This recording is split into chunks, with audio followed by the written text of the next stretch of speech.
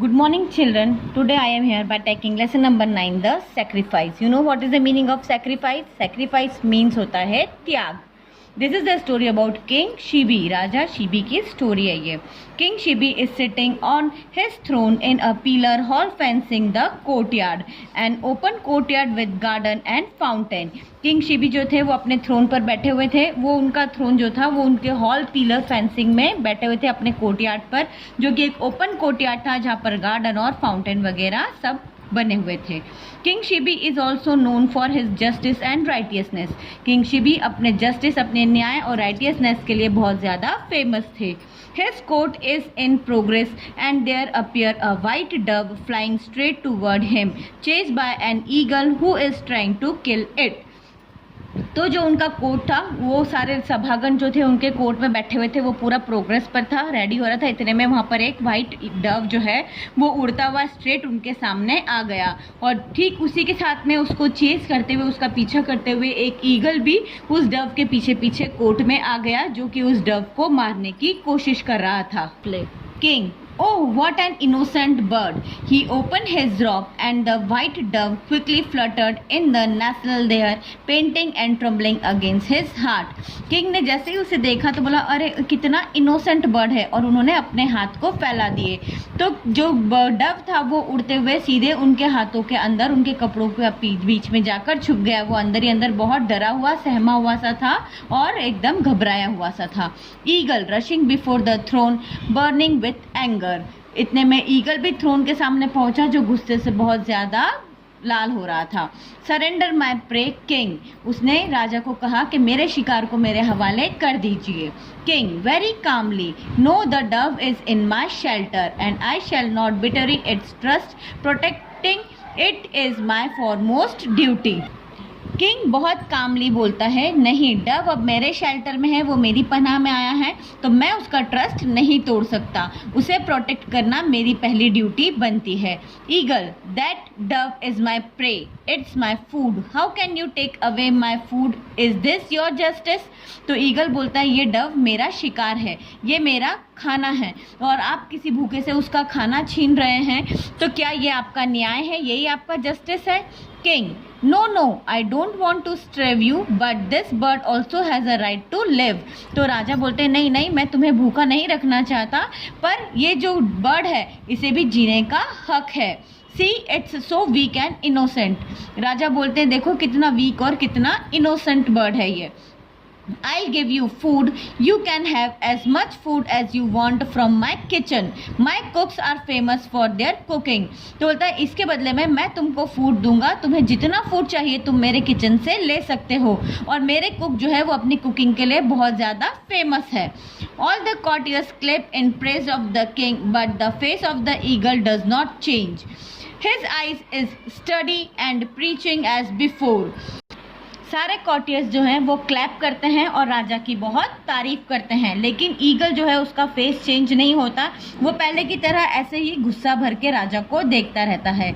Eagle, oh, I don't want any other food, I eat meat, but suppose I ask for your own flash.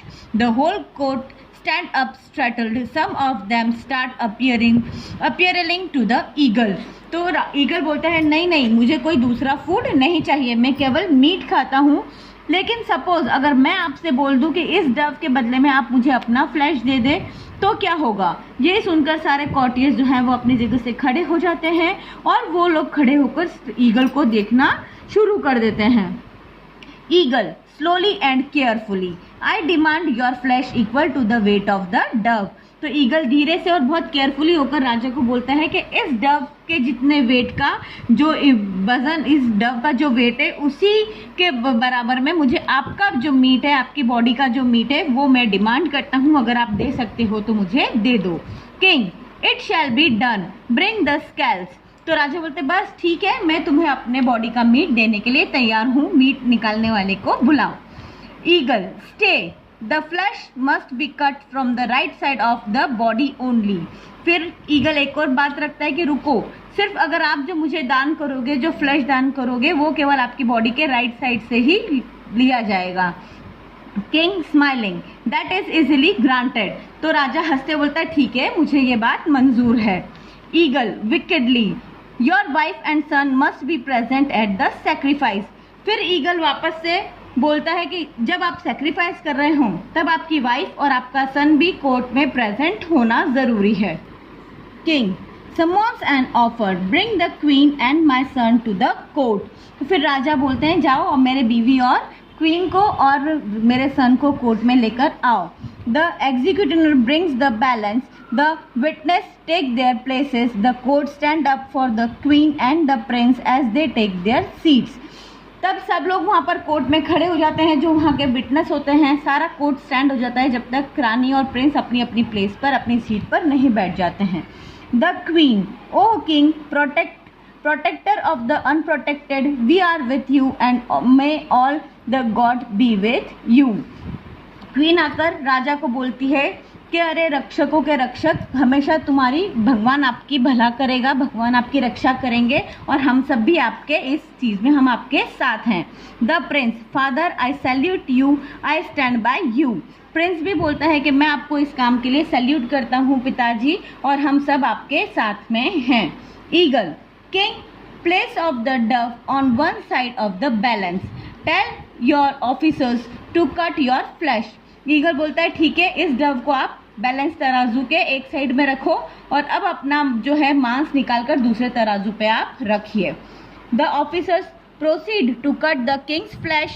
The whole court cries for mercy, but the king is not disturbed. He let the officers cut the flesh from his leg. To the dismay of the whole court, with each addition of the king's flesh, the dove grew heavier. The weight of the two could be not be balanced.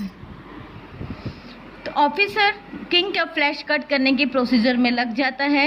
Whole पूरा court जो है वो राजा के लिए आंसू बहाता रहता है, लेकिन राजा उस चीज़ से डिस्टर्ब नहीं होते। वो ऑफिसर को बोलते हैं कि आप मेरा फ्लैश निकालिए और लेग से निकालना शुरू कीजिए।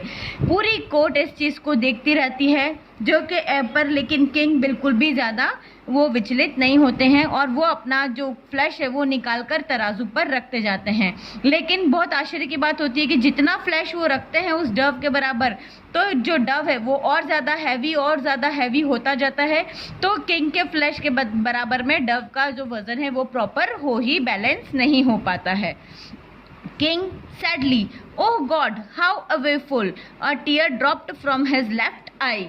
राजा बहुत दुखी होता है, बोलता है हे भगवान ये क्या हुआ, और उसके लेफ्ट आई से एक आंसू निकल जाता है। Eagle thundering, stop, I refuse to take an unwilling sacrifice, your tear destroy the value of your gift. तो जैसे ईगल देखता है वो राजा को बोलता है रुको रुको रुको, बोले अब मैं इस गिफ्ट को, तुम्हारे सेक्रीफाइस को लेने के लिए अनविलिंग हूँ, अब मैं ये नहीं ले सकता हूँ, क्योंकि अपनी इच्छा के बिना दिया हुआ सेक्रीफाइस किसी काम का नहीं होता है, क्योंकि तुम्हारे जो आंसू बहे आँख से उसने तुम्हारे इस गिफ्ट की वैल्यू को खत्म कर दिया। King gently, no my friend, you are mistaken, it is only my left side that weep for the weak and the unprotected. I am your food, now you can eat me. My fat is such that my flesh is not sufficient to protect the dove. तो राजा बहुत gently उसको बोलते हैं नहीं नहीं मेरे friend, तो आपको देखने में गलती हुई है, ये मेरे लेफ्ट आई से एक आंसू निकला है, मेरा दिल दुखी है, मैं रो नहीं रहा हूँ क्योंकि मैं इस कमज़ोर को प्रोटेक्ट नहीं कर पा रहा हूँ। तो अब मैं अपने आप को पूरा आपको समर्पित करता हूँ, मैं आपका भोजन बनने के लिए रेडी हूँ, मुझे खा लीजिए, क्योंकि मेरा जो ये फैट है और जो ये फ्लैश है वो सफिशिएंट नहीं है कि मैं इस डव को प्रोटेक्ट कर सकूँ, इसलिए मैं आपको अपने आप को पूरा समर्पित करता हूँ। At this word, the form of the eagle and the dove vanished, and in their place stands Indra, the chief of God, and Agni, the god of fire. राजा के ये वर्ड सुनते ही ईगल और जो डव थे वो vanish हो जाते हैं, मतलब अपनी जगह से गायब हो जाते हैं, और उनके प्लेस पर इंद्र जो सारे गॉड्स के राजा हैं, और अग्नि जो गॉड ऑफ फायर कहलाते हैं वो प्रकट हो जाते हैं। इंद्र, ब्लेस बी दो king protectors of the unprotected, you have the highest place in heaven, you are superior to all the gods. King Shibi, we wanted to test your goodness, we yield to give you a place above us. तो इंद्र बोलते हैं कि मैं आपको बहुत bless करता हूँ राजा, क्योंकि आप सच में जो अनप्रोटेक्टेड है उनके प्रोटेक्टर हैं, और आपको हेवन में सबसे हाईएस्ट प्लेस पे मैं आपको वो दर्जा देता हूँ। आप सारे गॉड जैसे सुपीरियर हैं, और हमेशा आप अपने अपने अच्छे कामों के लिए जाने जाएंगे, और हम आपके अच्छे काम को टेस्ट करने के लिए, आपकी गुडनेस को टेस्ट करने के लिए आए थे, और आपकी जो स्थान रहेगा वो हम सबसे भी ऊंचा रहेगा। God showered flower from heaven. The king, the queen, the prince and the courtiers bow to God Indra and God Agni. The curtains fall. ऊपर से जो गॉड है वो फ्लावर की वर्षा करते हैं हेवन से। किंग, क्वीन और प्रिंस जो है और कॉर्टियर सहित इंद्र और अग्नि के हाथ जोड़कर उनके सामने अपना सर झुकाते हैं, और इसी तरीके से कर्टन डाउन हो जाता है। Thank you.